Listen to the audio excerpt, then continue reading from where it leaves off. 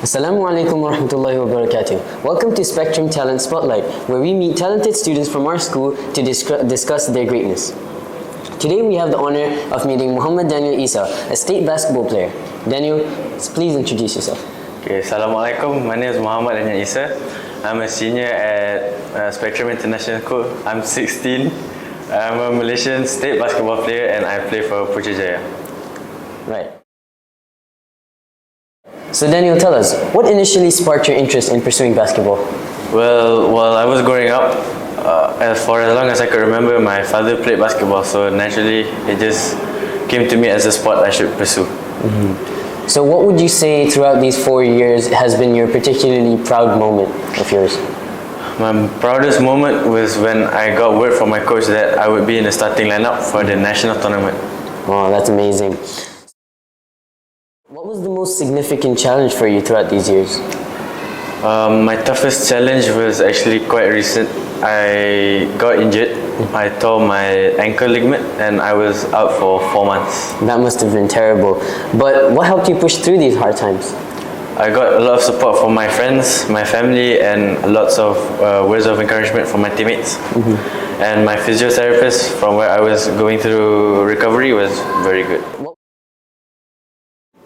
Of course, you're a role model for a lot of students here, but who would you say is your role model or source of inspiration?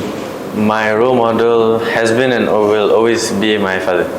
That makes sense because you saw him grow up. Yes. Now, a personalized question for you. Where do you see yourself in the next 5 years in this sport? Well, my ultimate goal is to play for the national team for any age group. So hopefully sometime within the next 5 years I'll be there. So of course there's difficulties in sport always, but what do you do to continue to stay on top of everyone else? Well, for me it's just training, putting in hard work to improve my game, because there's always something to improve. The game's never perfect. Yeah, that makes a lot of sense. But of course you're a student here. How would you say you balance studies with your sport? Well, the mental part of basketball is very important to me. And I wouldn't be able to perform at my best if I knew I had unsubmitted homework or if I had exams coming up.